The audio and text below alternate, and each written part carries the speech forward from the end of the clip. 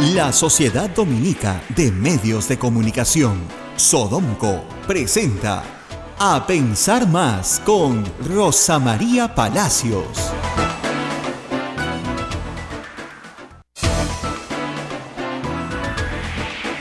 8 de la mañana y 1 minuto, señoras y señores, muy buenos días. Bienvenidos a Pensar Más con Rosa María Palacios a través de la Sociedad Dominica de Medios de Comunicación. Ya estamos saludando a Lima a través de Radio Santa Rosa, a Chimbote a través de Radio Santo Domingo, RSD, Arequipa, Radio San Martín, Cusco, Radio Veritas, Ucayali, Radio Cepagua, La Convención, Radio Quillabamba, Puerto Maldonado, Radio Madre de Dios, emisoras dominicas del Perú. También se une Huánuco, Radio Huánuco, Ayacucho, Radio La Voz de Ayacucho, Puno, Radio Pública, Ancash, Radio Moro, Huancayo, Radio Cumbre, Satipo, Radio Milenio, AM Tagua nos pone en todo el Perú y también usted nos puede escuchar en su celular a través de las aplicaciones que tenemos. Tienen que actualizar sus aplicaciones, vuelvo a repetir, porque si no se les va a cortar. Son las 8 de la mañana con 2 minutos. Rosa María Palacios, muy buenos días.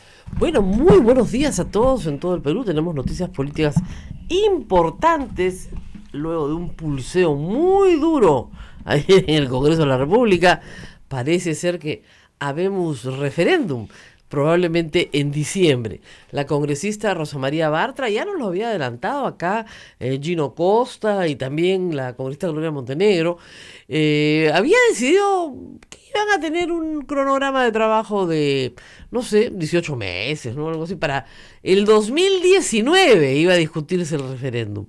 Por supuesto, los otros congresistas, los que no son de Fuerza Popular, hicieron un escándalo ayer en la Comisión de Constitución y le dijeron que para septiembre, o sea, el mes entrante, tenían la reforma discutida y que se sometiera a referéndum en diciembre en la segunda vuelta de las elecciones regionales. Como hay que convocar seguramente en algunas localidades, no en todas, una segunda vuelta regional, pues en esa oportunidad se convocaría referéndum a todo el país. Asunto que fue aprobado. Bueno, yo me imagino que mirando el periódico hoy y viendo en qué lugar está la popularidad de Keiko Fujimori, no les queda más remedio. El fujimorismo no ha querido acompañar este proceso. Se ha visto forzado a acompañarlo, que es cosa distinta. Porque Keiko Fujimori hoy en su punto más bajo de popularidad, 15 puntos, siendo la persona con más poder en el Perú, termina siendo la persona más detestada por el país. Es decir, mucho poder, poco aprecio. Mala combinación para un político. Ahora, si mal no recuerdo, el voto duro que tenía el fujimorismo era de entre 20 y 30, ¿verdad? Entre 20 y 30. O sea, imaginémonos que era 20.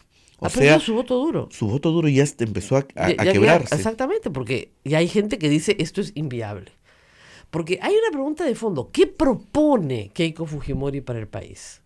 ¿Qué plan alterno tiene? O sea, digamos, no le gusta la propuesta de la conformación del Consejo Nacional de la Magistratura. ¿Cuál es la alterna? ¿No le gusta que hayan sacado a los miembros del Consejo Nacional de la Magistratura? ¿Cuál es el camino alterno? ¿No le gusta el bicameralismo? ¿Cuál es la alternativa? O sea, no tiene propuesta y, lamentablemente, en la encuesta que ha sido publicada en El Comercio, la mayoría de encuestados que no está de acuerdo con su gestión le imputa, erradamente o con verdad, no lo sabemos, pero le imputan una participación activa en actos de corrupción. Entonces, le está yendo muy mal. Ahora, a sus pares políticos no les va mejor. Hay un castigo a toda la política peruana. Pero, ¿no? Mal de muchos, consuelo de tontos. Así es. Sobre todo porque sus pares no tenían el voto duro que ella tenía. Ella ha perdido por sus errores, por tener una política de obstrucción permanente a este gobierno en sus dos fases. Pese a que lo niegan en todos los idiomas, ¿no? En la fase de Pedro Pablo Kuczynski no pararon hasta votarlo. Le encontraron material para votarlo, ciertamente, y lo votaron. Lo forzaron a irse. Y en el caso de Vizcarra pretenden hacer lo mismo. Pero no pueden, porque en este momento ya sus niveles de aceptación popular son nulos. Es decir, si mañana el presidente Vizcarra, Dios no lo quiera, diera un golpe de Estado y cerrar el Congreso, saldría en hombros como salió Fujimori en el 92. O sea, a eso se están exponiendo. Entonces tienen que tener mucho más cuidado con burlarse de la población. Lo que estaba pasando ayer en la Comisión de Constitución era una burla grotesca. Es decir, sí, vamos a discutir el tema, ¿ya? El próximo año. Porque la señora Bartra tiene que terminar el informe de la Comisión Lavallato, que no sirve absolutamente para nada, porque no es vinculante, no va a llevar a nadie al Poder Judicial, no sirve, de verdad, no sirve para nada. ¿Y cuánto estamos gastando ahí? Uy, como no sé cuántos millones de soles ya. Entonces, eso no sirve para nada, lo tiene que terminar de escribir, presentar y aprobar, y se va a demorar 5 semanas. Para proyectos urgentes, como el del Consejo Nacional de la Magistratura, que es urgentísimo, lo hemos explicado acá varias veces, porque la única manera de limpiar una fiscalía corrupta que no quiere por lo menos hacer los gestos de limpiarse, es a través de un Consejo Nacional de la Magistratura limpio. Y lo primero que haría un Consejo Nacional de la Magistratura con gente honorable es revisar, no sé, los antecedentes del señor Chávarri. Ya, plagió toda su tesis.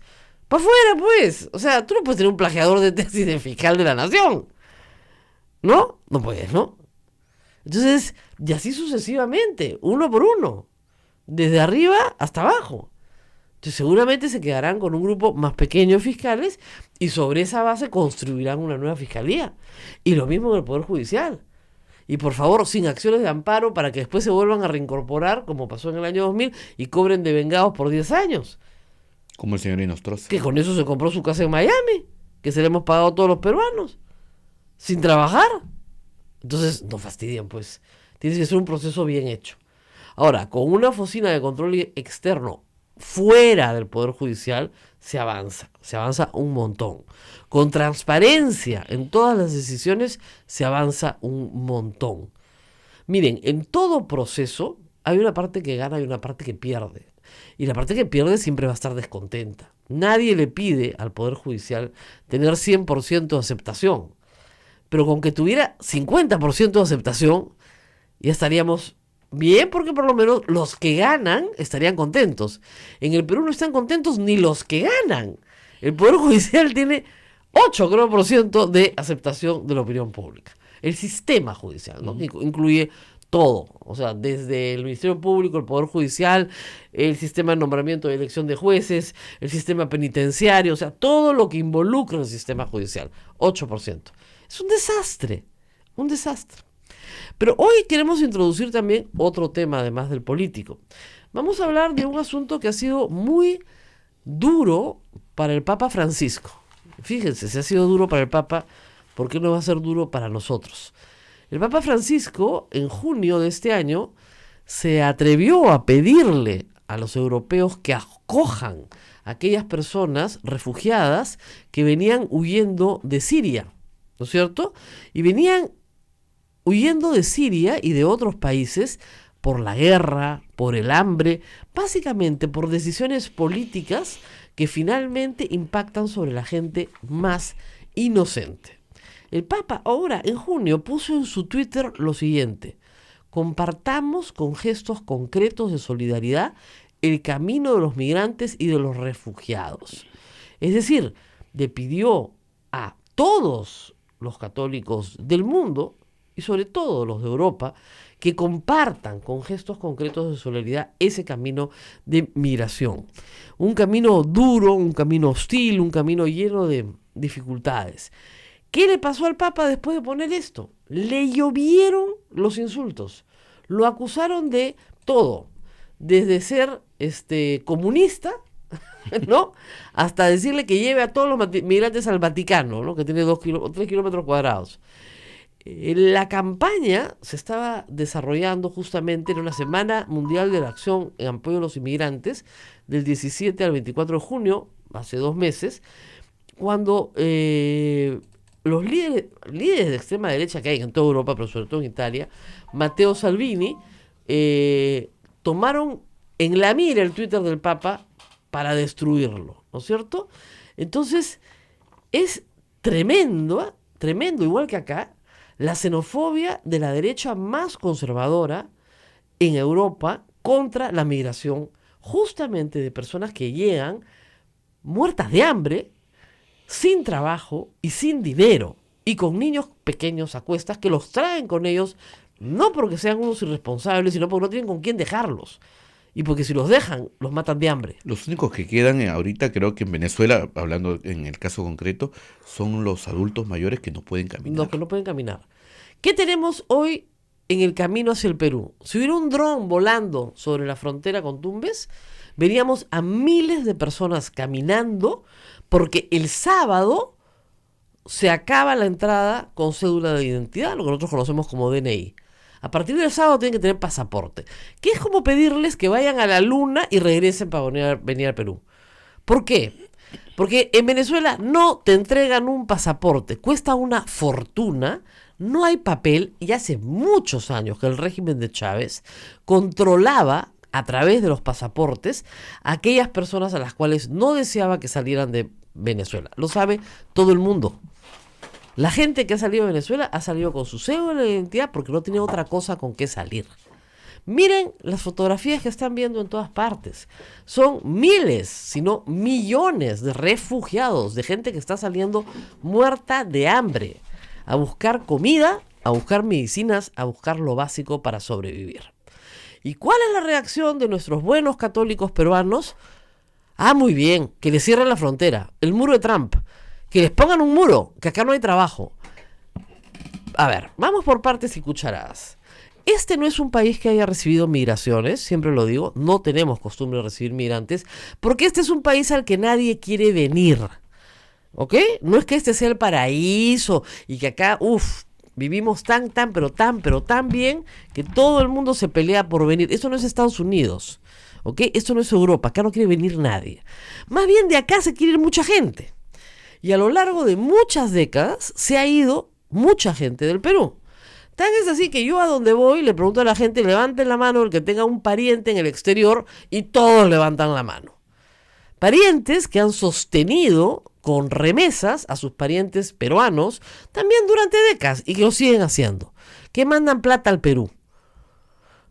¿Qué pasaría si mañana les digo que todos esos que están afuera tienen que volver? Y que tienen que volver y que ya no hay las remesas. Ustedes dirían, no, pero ¿por qué? Eso sería injusto. ¿Por qué, O sea, todos estos que se niegan a darle siquiera un plato de comida a los venezolanos, ¿por qué dicen que sería injusto? Si es exactamente lo mismo. No, es que no han llegado todos juntos. No han llegado todos juntos. ¿Por qué? Porque lo que estamos viendo en Venezuela no es un proceso de migración ordenado, es un éxodo. Es lo mismo que sucedió, ¿no es cierto?, cuando los judíos cruzaron el desierto. Es la misma cosa, se llama éxodo. Es un pueblo entero saliendo, huyendo del hambre, de la miseria, de la guerra. Igual que pasa en Siria, igual como pasó en Cuba, donde la gente se tiraba al mar a pesar de que hubieran tiburones porque sabían que ahí no se podían quedar. ¿Ok?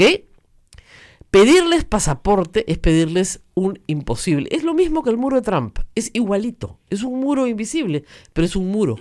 Porque no lo tienen. Porque muy pocas personas tienen un pasaporte y los pocos que lo tienen un pasaporte vencido. Porque no se los revalidan. ¿Ok? Entonces, lo que está haciendo la Cancillería peruana es un acto de inhumanidad sin nombre. Ya lo hicimos con los judíos en la Segunda Guerra Mundial. Igualito nos portamos. Ustedes saben que a los judíos no se les dejó entrar al Perú, ¿no?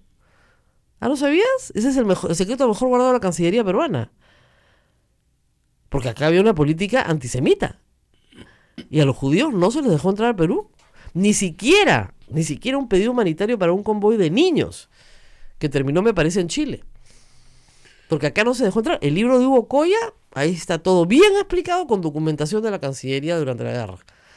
Para que ustedes se den cuenta de lo miserables que hemos sido en política exterior humanitaria, pero miserables. Y hoy tenemos las redes inundadas, pero inundadas de miserables, a los cuales bloqueo con mucho orgullo, porque si al Papa lo insultan, imagínense, pues, ¿qué es el Papa? ¿Qué será a mí que no valgo nada? ¿No? Entonces, encantada que me insulten, y seguiremos recibiendo insultos. Pero acá la cosa es bien clara. Ahí me preguntan, ¿pero cuántos pueden entrar? Bueno, ¿cuántos peruanos pueden nacer en el Perú? ¿Qué? Sí, ¿cuántos niños peruanos pueden nacer en el Perú? ¿Usted va a poner un límite? Nadie va a poner un límite, ¿no es cierto? Entrarán los que puedan entrar. los que quieran entrar.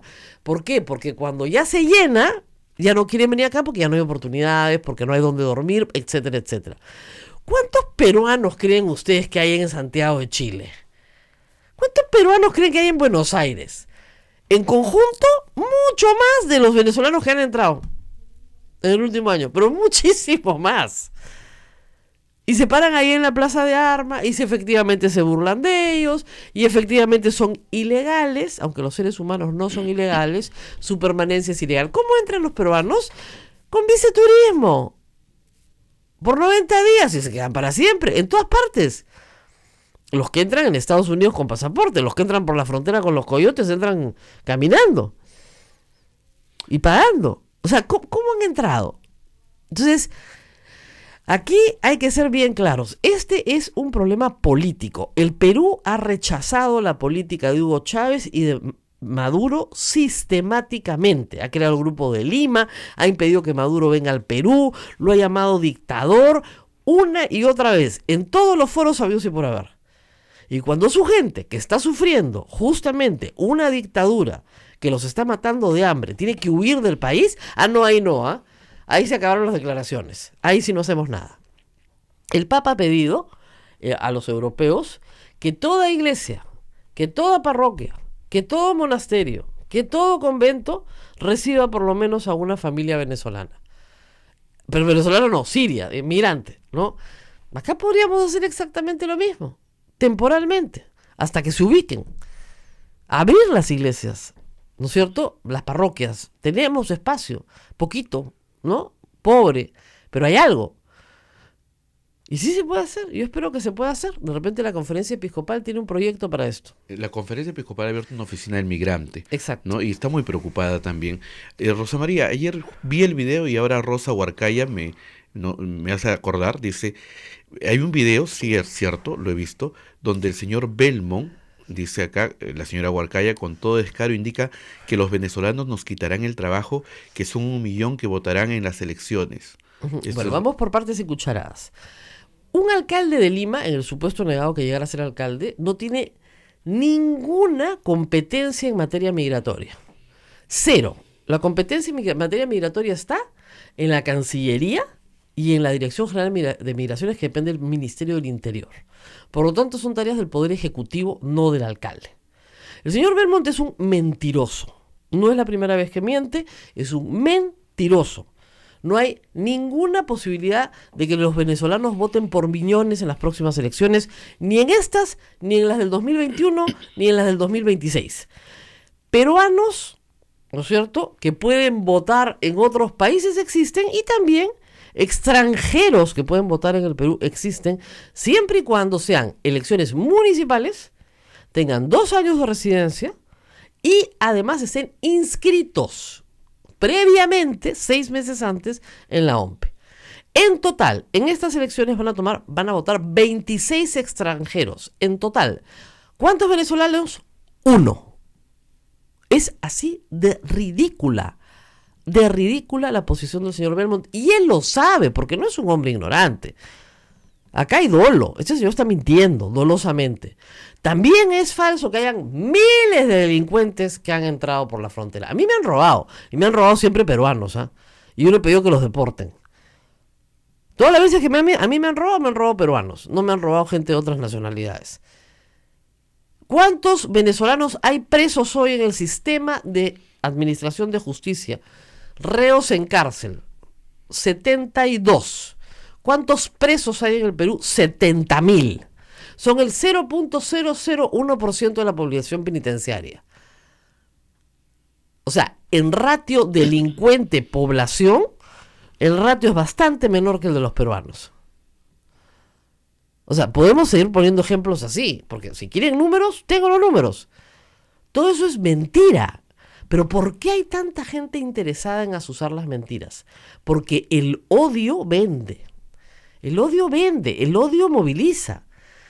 El miedo a lo foráneo es un miedo extendido. ¿Ustedes creen que en Europa no hay también unos locos de derecha que dicen las mismas cosas? ¿Y cómo los han tratado los peruanos en Europa? Hasta hace pocos días necesitábamos visa, hasta el año pasado. Y a mí me hace una gracia, porque hay un montón de tuiteros que ponen, pero siempre nos han pedido pasaporte y visa. ¿Y te parece bien? No, nos han maltratado. Ah, ya, entonces ahora vamos a maltratar a los venezolanos porque a nosotros nos han maltratado. Es de una lógica apabullante, ¿ah? O sea, como a mí me han maltratado, ahora me toca maltratar. Además, reitero, estas no son proyectos de migración familiar. Esto es un éxodo. Esta gente ahorita en este momento está caminando, cruzando Ecuador para llegar al Perú.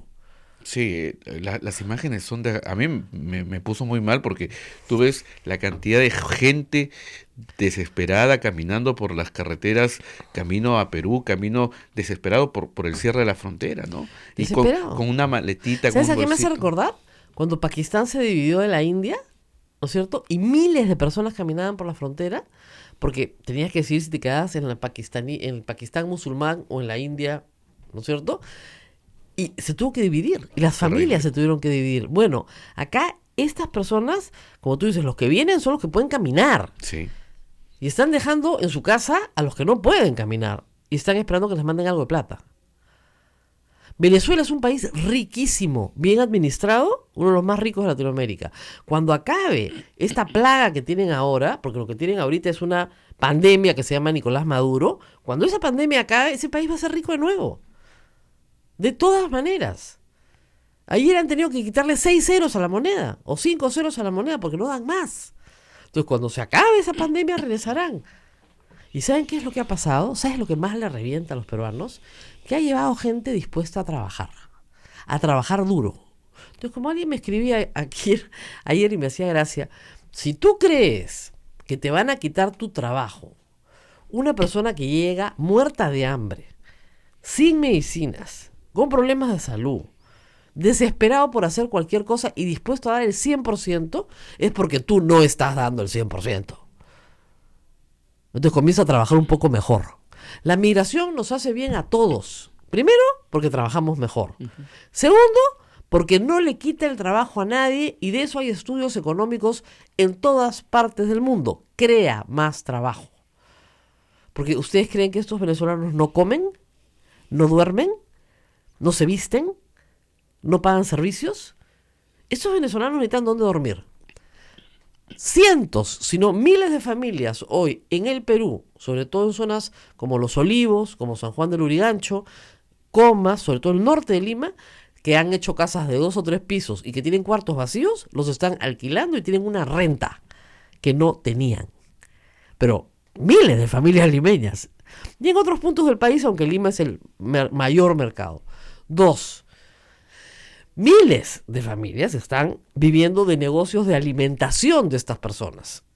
Y estas personas a su vez están poniendo ellos mismos restaurantes y dando trabajo. No todos son ambulantes, y a veces te toca que ese mozo que tú desprecias, bueno, es ingeniero nuclear, pues, y tiene un doctorado. ¿Vieron el otro día como un mozo venezolano en una pollería le salvó la vida a una señora? Porque tenía entrenamiento, pues el entrenamiento básico que un mozo peruano no tiene. Lo que está viniendo acá, el 70% de los que vienen son profesionales con carreras acabadas y con posgrado.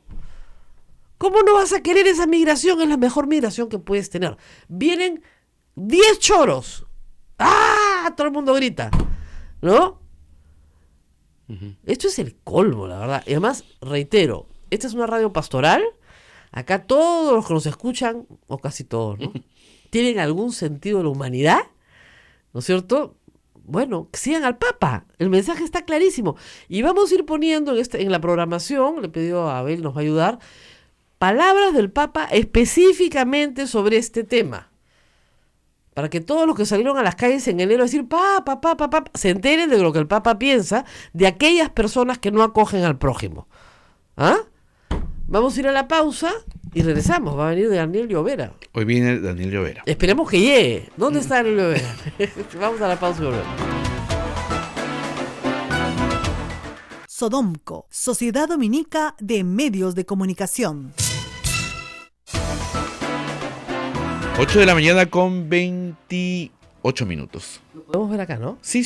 Mira, a ver, Abel ha buscado ayer noticias sobre este tema de migraciones y ha encontrado un video premiado por publicistas, hecho por el Papa Francisco para justamente alertarnos a todos de que no podemos permanecer indiferentes ante un fenómeno que está cobrando miles de vidas en el mundo y que obliga a gente inocente a dejarlo todo para salvar su vida.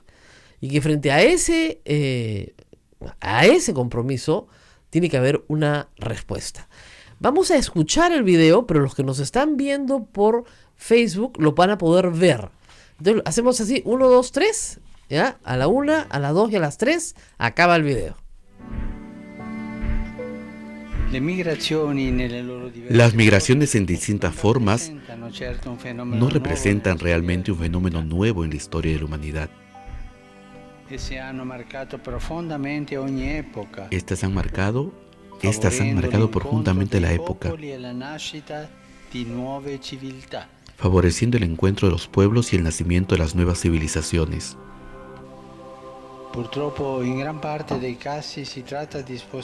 Lamentablemente, en gran parte de estos casos se trata de movimientos forzados, causados por conflictos, desastres naturales, persecuciones, cambio climático, violencia, pobreza extrema y condiciones de vida indignas.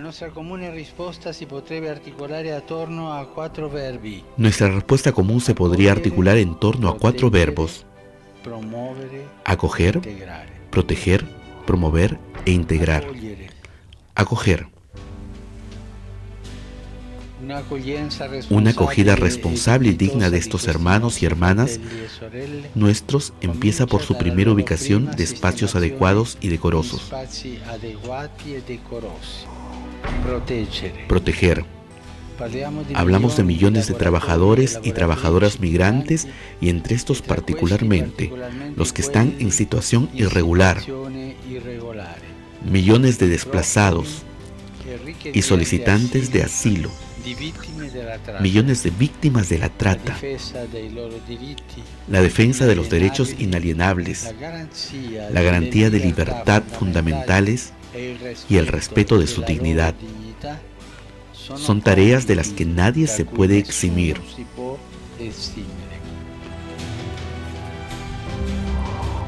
Promover. Proteger no basta. Es necesario promover el desarrollo humano integral de los migrantes, desplazados y refugiados. La promoción humana de los migrantes y sus familias comienza por las comunidades de origen, allí donde debe ser garantizados, junto al derecho a emigrar, también el derecho a no emigrar. Integrar. La integración no es la asimilación ni incorporación. Es un proceso bidireccional que se funda esencialmente sobre el mutuo reconocimiento de la riqueza cultural del otro. Creo que conjugar estos 4 verbos en primera persona del singular y en primera persona del plural representan hoy un deber.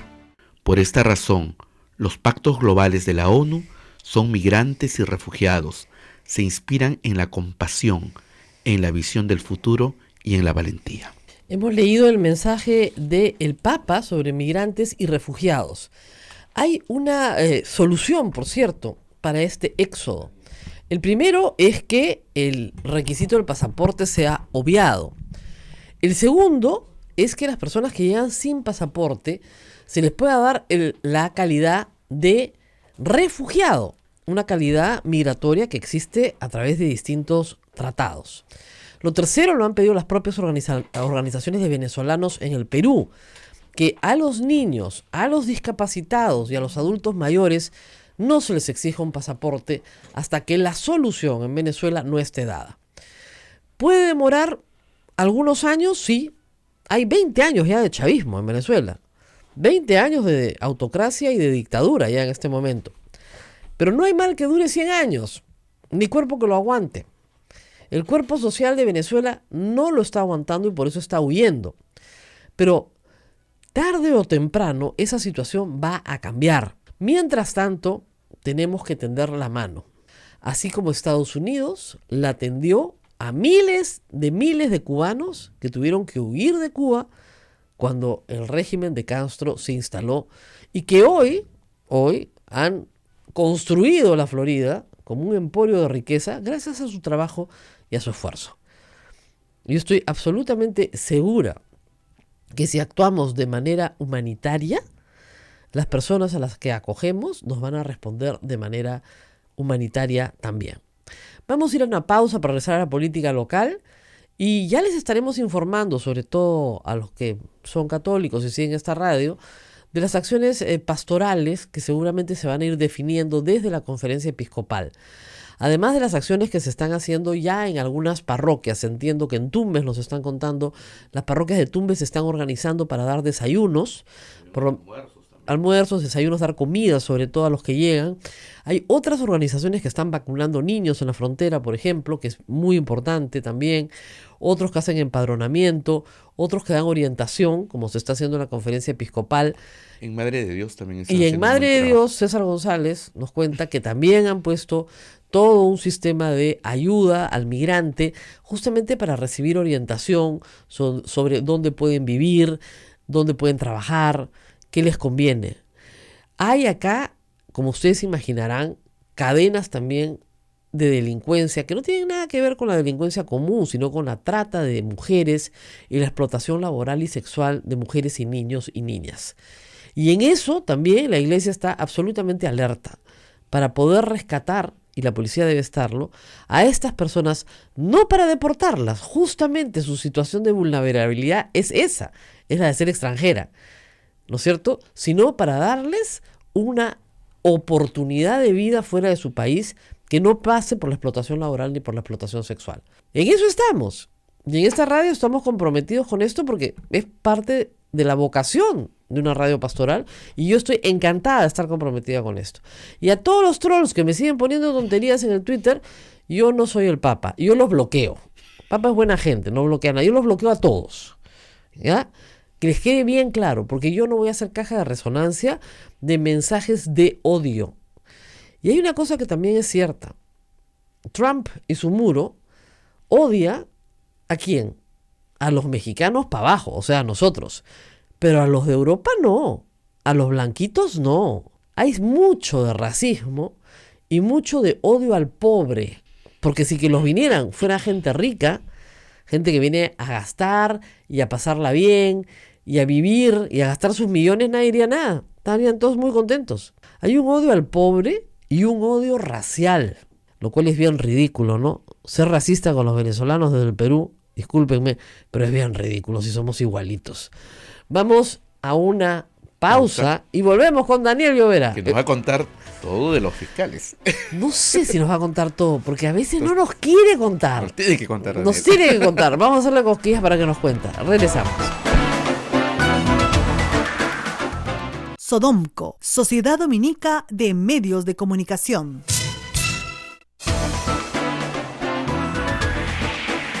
8 de la mañana con 40 minutos. Usted está a través de Radio Santa Rosa en Lima, Radio Santo Domingo en Chimbote, Radio San Martín en Arequipa, Radio Veritas en el Cusco, Radio Cepagua Ucayali, Radio Quillabambe en la Convención, Radio Madre de Dios en Puerto Maldonado, emisoras dominicas del Perú, Radio Huánuco en Huánuco, Radio La Voz de Ayacucho en Ayacucho, Radio Pública en Puno, Radio Moro en Ancash, Radio Cumbre en Huancayo, Radio Milenio en Satipo, Ametagua en todo el Perú y también en los celulares. Y recuerden que la aplicación la tienen que volver a descargar porque hemos variado y se les va a cortar si siguen con la antigua aplicación. Rosa Bueno, María. estamos con el periodista Daniel Llovera, el rey de los destapes del día domingo, que siempre nos cuenta alguna de esas historias que tú dices, ¿ah? Este domingo nos contó cómo el fiscal supremo, que no es cualquier cosa, Tomás Aladino Gálvez, se había dedicado a comer 600 menús. Qué bárbaro, hombre, ¿no?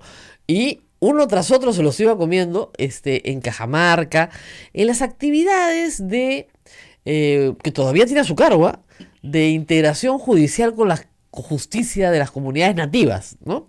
El asunto es que se había tirado más o menos 30.000 soles para ponérselos en blanco y negro, y él dice que no, que se defendió, ¿Quién lo absuelve en esta investigación? Señor. Mira la canaila. Fiscal. ¿Quién crees que lo absuelve? Chávarri, pues. De ahí el hashtag, ¿no es cierto? Yo te absuelvo, tú me eliges. Ese hashtag de Eduardo Poder fue un éxito. ¿Ah? Sí. Ese hashtag de Claro, Eduardo si Poder estoy fue un siguiéndolo éxito. toda la noche, Claro. Trend Topic, es que era buenazo. ¿No? Yo te absuelvo, tú me eliges. Lo que prueba un contubernio, pues, de favores permanentes, de poca monta, ¿no? Eso es lo que estábamos mirando, de poca monta, ¿no? Porque, para que se hagan una idea, un juez supremo y un fiscal supremo están homologados, ganan 32.000 soles, ganan lo mismo que un congresista, pero completo, y además tienen un bono, por ejemplo, por servir 5 años en la Corte Suprema, tienes un bono de 7.400 soles Mensual. mensuales, que a Inostroza no le toca, porque tiene año y medio en la corte, pero que metió una acción de amparo para que se lo dieran. ¿Y ustedes qué creen que pasó? Se lo dieron, pues, ¿no es cierto? Porque ¿qué juicio va a perder Inostroza, pues? Y no solamente a partir de agosto le tenían que pagar el bono, o le tienen porque está suspendido, sino que ha exigido que le paguen los devengados, de nuevo, desde que entró a la Corte Suprema. ¿Qué tal? Chúpate esa mandarina. Y después se quejan de que los venezolanos son choros, ¿no? A ver, Daniel, Buenos días. buenos días. Gracias. ¿Qué es lo que prueba tu reportaje? Porque el señor Aladino Gálvez dice que no, que él ha sido suelto, que es absolutamente inocente, que él puso más bien de su plata. Tú le diste la oportunidad de hablar y él te iba diciendo, no, pues yo he puesto la mía. A mí me deben 30.000 soles que todavía no los he cobrado, es al revés. Y sí fue mucha gente, y sí se les dio la comida. A ver. Buenos días. Hay varias cosas, ¿no? En primer lugar, me pregunto si la investigación que desarrolló el doctor Gonzalo Chávarri fue prolija, fue minuciosa, porque hasta donde me alcanza el conocimiento y hasta donde he podido documentar, el señor Gonzalo Chávarri no citó, no interrogó, no preguntó a los proveedores de comidas en Cajamarca. Ya consideró que era necesario, que era suficiente y que bastaba con las declaraciones juradas que de estas personas, o supuestamente de estas personas, que el fiscal supremo Tomás Gálvez había entregado para sustentar que efectivamente las boletas eran verdaderas y tenían un valor tenían un valor real.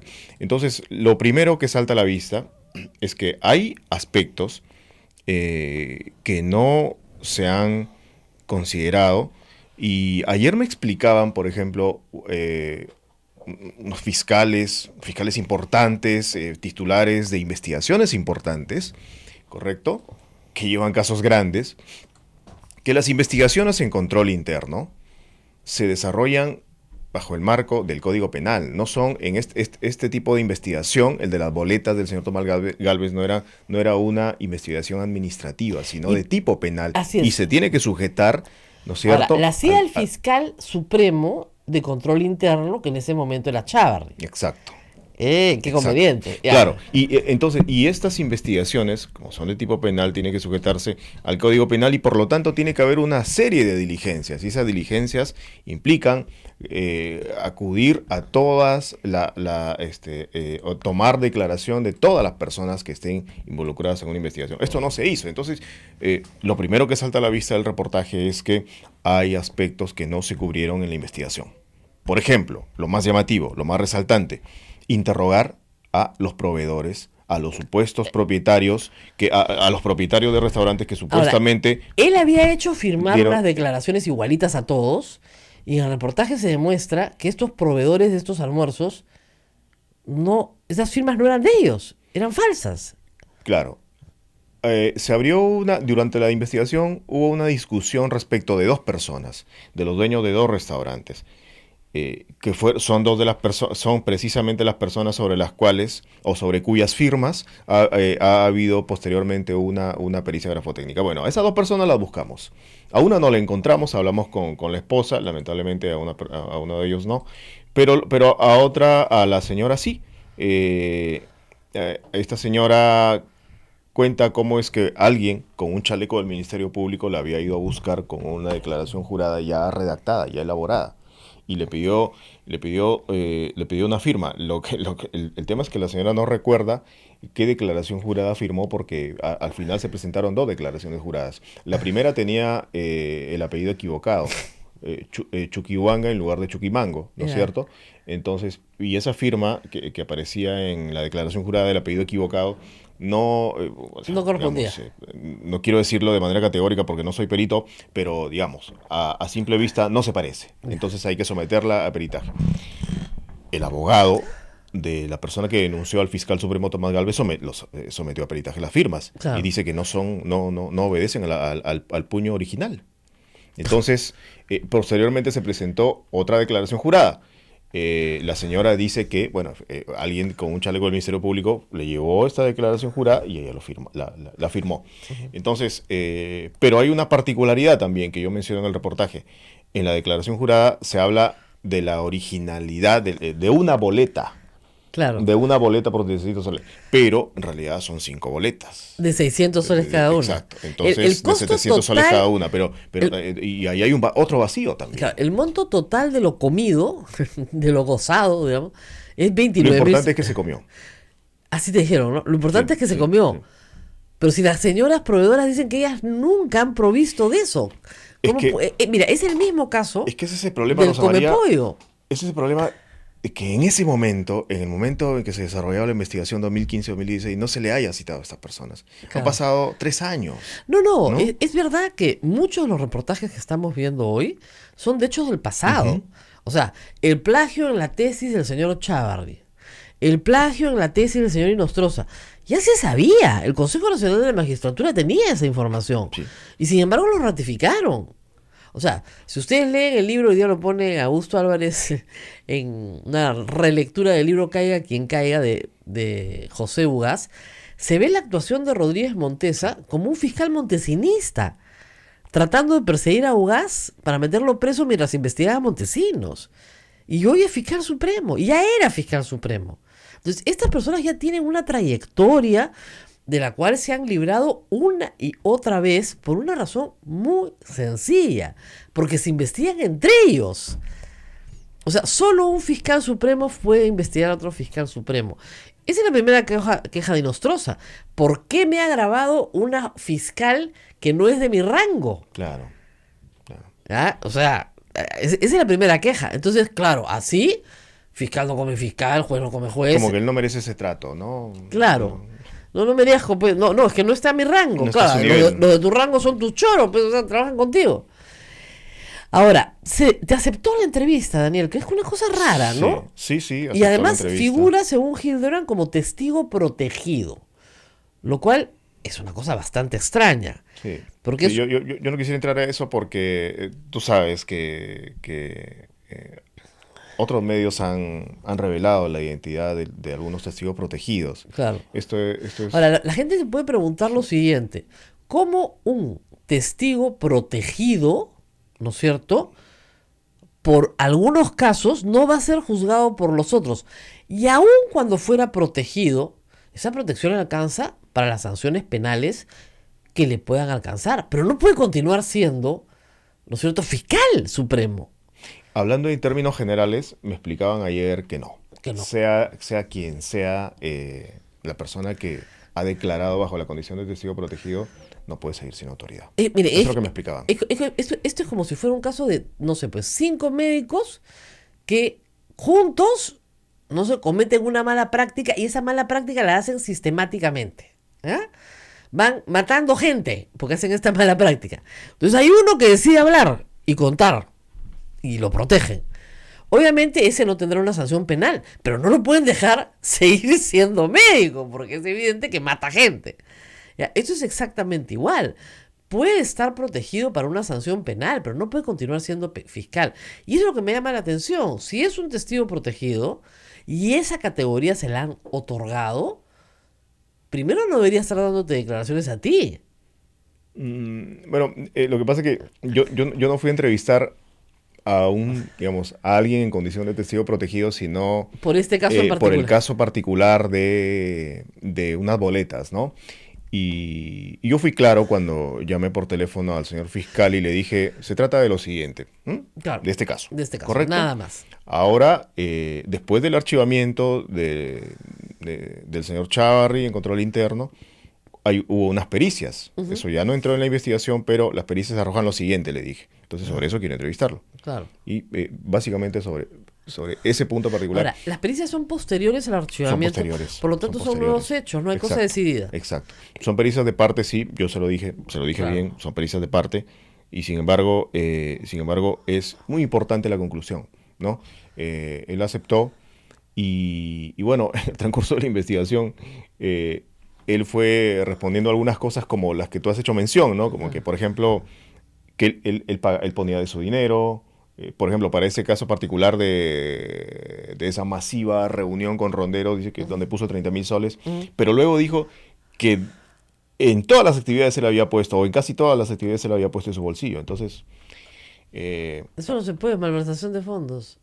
claro, y digamos, ¿y cuál es el sustento, ¿no? Así De es. esa, o sea, qué pasó, ¿no? O sea, ahí, lógicamente, por temas de tiempo, pero entonces el señor fue al banco, al cajero en Cajamarca, retiró dinero y se lo Y entregó a los pagaba la organizadores para pagar, para que todo esté bien, ¿no? Para que la logística no falle, la alimentación esté cubierta. Entonces, ¿cómo hizo, no? O llevó los 30.000 soles en efectivo en su bolsillo. No te dio mucho detalle. No. Hay cosas que no se entienden, No ¿no? aportó detalle, digamos.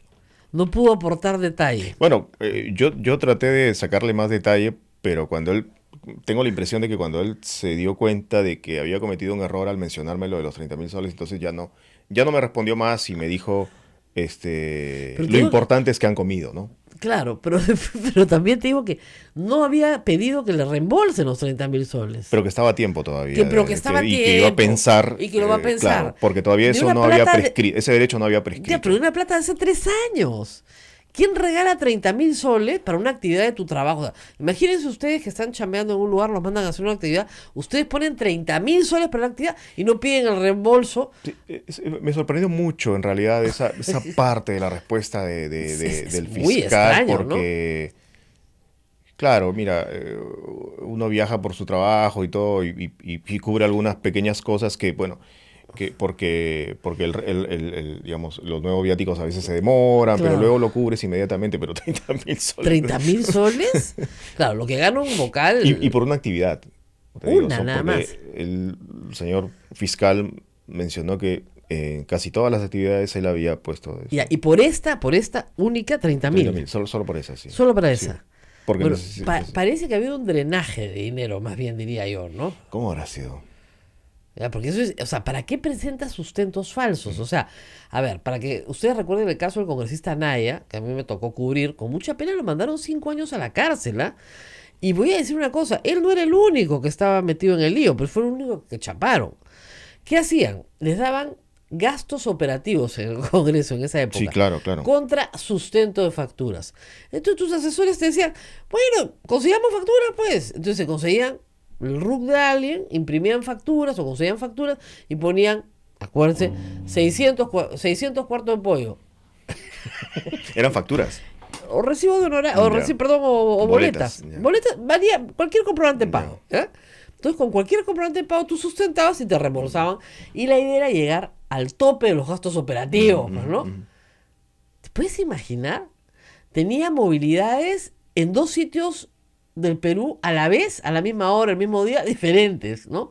Pero lo fuerte, le reembolsaron un pasaje que ya se lo habían pagado, es decir, un desastre, pero lo fuerte eran los pollos. Entonces, por eso se quedó con el coma pollo. Con el Oiga, pollo. señor, ¿quién se puede comer, ¿no es cierto?, 400 cuartos de pollo o 600 cuartos de pollo? Nadie puede, pues, ¿no? Ni que usted hubiera llevado, ¿a qué? ¿A quién? ¿Qué congresista? Bueno, lo desaforaron de inmediato. Claro. Y no solamente eso, lo mandaron en esa época a San Jorge. Y estuvo 5 años preso. Entonces, o sea, a igual razón, igual derecho. Eso es peculado. Lo que pasa es que, claro, aquí el tema es O sea, si está protegido para eso, fatal. claro, lo que pasa es que aquí el tema es que, y esto surge en la entrevista, el argumento es, mejor dicho, que ya es cosa decidida, ¿no? No, no es cosa decidida, Entonces, porque si hay pericias nuevas, no es cosa claro, decidida. el argumento del fiscal, ¿no? Del fiscal Tomás Gálvez es que ya es cosa decidida. No es cosa decidida. Porque empezábamos, digamos, a tocar ya el tema de la pericia Ya. como nuevo elemento, Ajá. a pesar del archivamiento y posterior al archivamiento. Ajá. Y entonces, la respuesta, digamos, formal del fiscal fue que ya era cosa decidida, el tema cerrado, ya no se podía No, no es investigar. cerrado. Es que, fíjense, eso hay que explicarle a la gente. Una cosa es la cosa juzgada, que sí es... Romper la cosa juzgada es muy difícil, ¿ya? Pero la cosa decidida sí se puede romper con cualquier nuevo hecho. Ahora, Alan García, por ejemplo, se mandaba a hacer cosas decididas para que no lo vuelvan a investigar. O sea, le pidió a Peláez que lo investigue en su patrimonio y Peláez lo encontró inocente. Dijo, cosa decidida, ya no me pueden volver a investigar. ¿No? Aprovecho que tengo un fiscal amigo. ¿Podrías explicar cuál es la diferencia entre cosa decidida y cosa juzgada, no? Claro, porque en cosa juzgada ha habido un juicio. Ujú. O sea, los jueces se han pronunciado. El juicio ha terminado. Tú puedes haber ganado, haber perdido, ser vencido o vencedor. ¿Ok? En la cosa decidida no ha habido juicio. La cosa decidida se resuelve a nivel de fiscalía. Ujú. Y lo que la fiscalía dice es, no hay mérito para acusar. No hay de qué acusar a esta persona. Por lo tanto, eso está decidido. Hasta que no me traigan nuevas pruebas, yo no puedo acusar. ¿Hasta qué? ¿Hasta qué? Y si no me las traen nunca, nunca acusaré. No es que aquí ya no valen nuevas pruebas. ¡No! Pero por favor, ni siquiera en la cosa juzgada. Imagínate, en la cosa juzgada, siempre se pone este ejemplo en la universidad, ¿no? Te condenan por asesinato. Ujú. Te dan 25 años, te vas a la cárcel, sí, pues asesino, ¿no? Pero puede aparecer el verdadero asesino, ¿no? No, aparece el muerto. Ujú. O aparece muerto. O sea, obviamente la cosa juzgada se rompe, Ujú, ¿ok? ujú. La cosa juzgada en el derecho penal es susceptible de revisión vía recurso de queja. O sea, apareció el muerto, el verdadero asesino confesó, no se hacían pruebas de ADN, ahora sí. Hay mucha revisión en materia penal. Pero, en general, la cosa juzgada es cosa juzgada. Sobre todo en el caso de que el Estado haya perdido. Porque ese principio se llama non bis in idem. A mí no Claro. me pueden juzgar dos veces por lo Dos veces mismo. por lo O mismo. double jeopardy en inglés. O sea, a mí no me pueden juzgar dos veces por lo mismo. Ya me juzgaron, ya gané. No me pueden volver a juzgar. La cosa decidida tiene el mismo espíritu, pero solamente para fiscalía. Ya me A investigaron. nivel de investigación. Exactamente, ya me investigaron, no me pueden acusar porque no hay materia para acusarme, no me van a tener perpetuamente investigado. O sea, que decidan de una buena vez. ¿Y te parece que esta pericia de parte y este reportaje representarían elementos como para Por que alguien supuesto. solicite una nueva investigación? Lógico. Ya no en control interno, sino de tipo penal. Pero yo esperaría a que se nombre la autoridad externa Claro. que se va a nombrar. Porque con estos fiscales es imposible. Con estos fiscales no hay nada que discutir. Yo no entiendo cómo siguen ahí, por qué no renuncian, por qué no se van. Seguramente porque, bueno, están muy bien protegidos políticamente. Eso es lo que yo creo.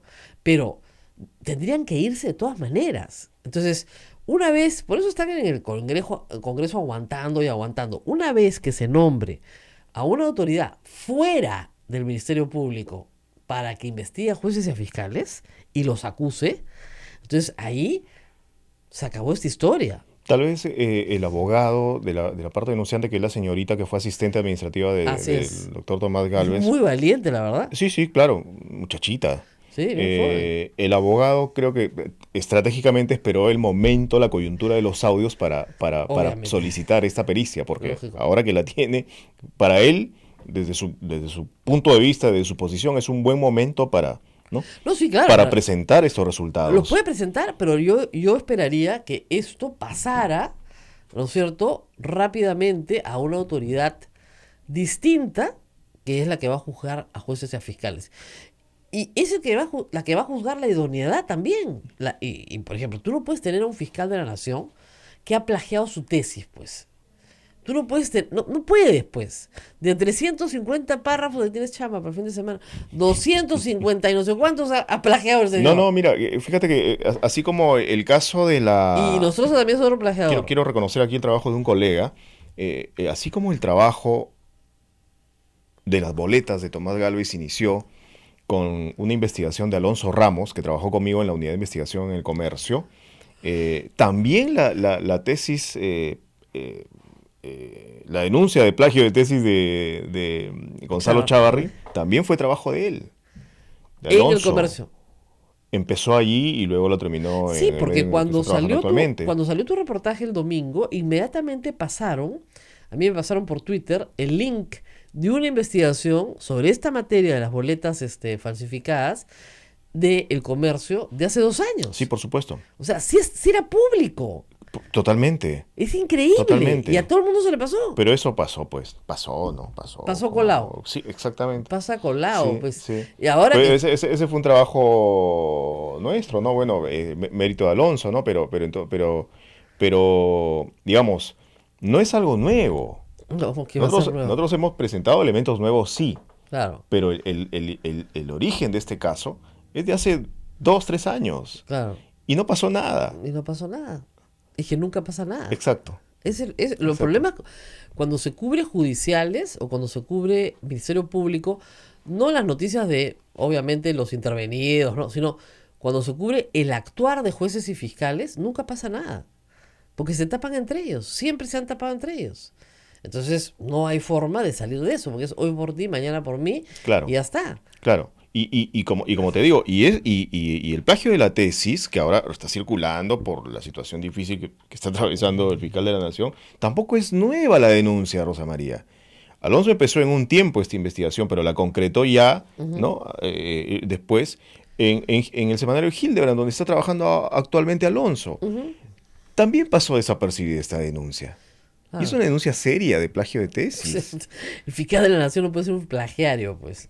No, imagínense ustedes. Es ridículo, porque va a plagiar sus resoluciones, ¿no? Entonces, ahora, esto abre un camino de investigación grande. ¿Ustedes van a seguir en el tema del Poder Judicial? Sí, bueno, tiene varias aristas, como tú sabes. Pero, sí, o sea, No, digamos, Walter Ríos es una fuente inevitable, ¿no? es ineludible Inagotable. pasar por esos audios en algún momento Claro, y volver a ellos. Inagotable. Por ejemplo, ayer le quitaba el sueldo a los trabajadores, ¿no? O sea, todas las chapitas premiadas. Tiene ese señor, qué Pero bestia. fíjate, hasta ahora, no sé, o sea, hay un patrón, ¿no? El reembolso de gastos menudos, el de los descuentitos de la comida, El iPhone. el celular, el iPhone. Las entraditas para Rusia. Sí, como si ganaran poco, ¿no? O sea, todo es Pequeñez, pequeñez. aparentemente. Ahora, todavía hay algunos casos que sí parecerían, por lo menos en el Callao, que sí se están vendiendo las sentencias, ¿no? Claro, Y eso tiene otro costo. pero Por claro, ejemplo, 10 verdecitos es la resolución para que te nombren fiscal. O sea, Claro. Eso es otro precio. pero en las cosas menudas que estas personas pueden cubrir porque no ganan mal, al contrario, ganan bien, 32.000 soles. las formas dejan mucho que desear, ¿no? Pero Descuento, hoy- oye, llama al dueño del restaurante, oye, no me han hecho el descuento. Claro. Al final del almuerzo, oye, el mozo no me ha hecho el descuento, ¿ah? Claro, y abajo, para Y hacer el abajo. descuento. Es una cosa de locos. Y el otro solícito no, baja. No, porque obviamente su hijo tiene un juicio en el Callao que tienen que ¿En cuánto habrá sido ese descuento? ¿De 100, 200 soles? Claro, pero tiene un juicio en el cual, un juicio por estafa. Y que dilatan y dilatan y dilatan. Y claro, obviamente implica darle descuento a todo el Poder Judicial. Porque todos saben que tienes un juicio. Y eso dice mucho, pues, ¿no? Eso Bueno, dice en todos estos muchísimo. años dice bastante de lo que podemos hacer y lo que no podemos hacer. Anoche yo estaba releyendo el libro Paremos la farsa de Cruz Silva de IDL, donde narra todos los intríngulos de la elección realmente de consejeros. Es un asco. Pero esto viene también del 2011. No, ahora sabemos de este CNM, pero Claro. anteriormente, y bueno, y Cruz es probablemente la que mejor conoce Claro. de este tema, ella y Ernesto de la Jara, ¿no? Pero esto viene, a ver, yo estaba haciendo memoria la vez pasada, ¿desde cuándo como periodista yo me ocupo, Claro. digamos, de vez en De cuando, esto. de cuando en cuando del CNM? A ver, en el 2008, Claro, hace 10 años. en Perú 21 publiqué unos viajes que les habían pagado a Francia, a unos jueces supremos, entre ellos Francisco Tábara, que fue con su señora Claro, esposa, ¿no? para dar una charla Y sobre Vallejo. sobre Vallejo. Lógico. Y a unos, bueno, a las peruanas A las peruanas. había pagado esos viajes. Faltaba más. Y también habían ido unos consejeros del CNM y etcétera, ¿no? Y esto finalmente se vio en el CNM, se investigó en el CNM, pero se archivó en el CNM. ¿no? Claro. Entonces, estas historias son... Pero es que de verdad, hace 10 años que se cubre esto, no en la profundidad y con 60.000 audios, sino con un juez que vende todo, parece chifa, su corte superior callado, todo se vendía. ¿No? Le picoteaba el sueldo, no sé qué, pedía favores sexuales, todo el día tragan, además, ¿te has dado cuenta? ¿Y dónde almorzamos? Y ¿Y todo el día dónde comemos? Hablan y comen todo el día. Hablan y comen todo el día, yo no sé qué horas trabajan, y cobran bien, además.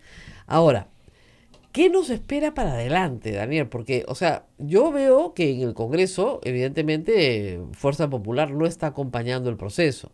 O sea, a ver, Daniel es una de las personas que ha investigado Comunicore más. ¿A quién chapan cobrando una coima esta semana, en medio de todo este escándalo? Al juez que absolvió a todo Comunicore, porque los absolvieron a todos, ¿no es cierto? Sí, a todos. A todos. En algunos casos hubo absolución y en otros prescripción. Prescripción. Declaración O sea, de todo se prescripción. acabó. ¿Pero tú crees que haya pasado lo mismo en el caso Comunicoria? Yo creo que no. Yo tampoco. Yo tampoco creo, no creo, no. No. Se levantaron 35 millones de soles, pero no creo que le hayan dado sus 4.000 soles al... Mira, si para este juicio estaba pidiendo 30.000 el juez, le dieron 4, ¿cuánto habrá pedido y cuánto le habrán dado para los otros? Además, no solamente tiene eso, este juez tenía casos políticamente sensibles, tenía el habeas corpus de Nadine Heredia, tenía un proceso contra Toledo. También ha visto un caso que tiene que ver con Orellana. Orellana, o sea, imagínate, ve qué tal ficha. Tiene que ver con el caso Orellana. Ahora, hay que ver la felicidad con la que sigue Marrocao. Enseñando a las marrocas bien contento, porque sabe, de nuevo, que no le va a pasar nada. Yo no creo que este señor sea suicida. ¿No es cierto? O sea, ¿por qué estás pidiendo coima cuando hay un reflector sobre el Poder Judicial? Porque no te va a pasar nada. Porque las denuncias periodísticas, muchas veces, y ese es nuestro trabajo, no podemos hacer más, quedan en eso. ¿No es frustrante?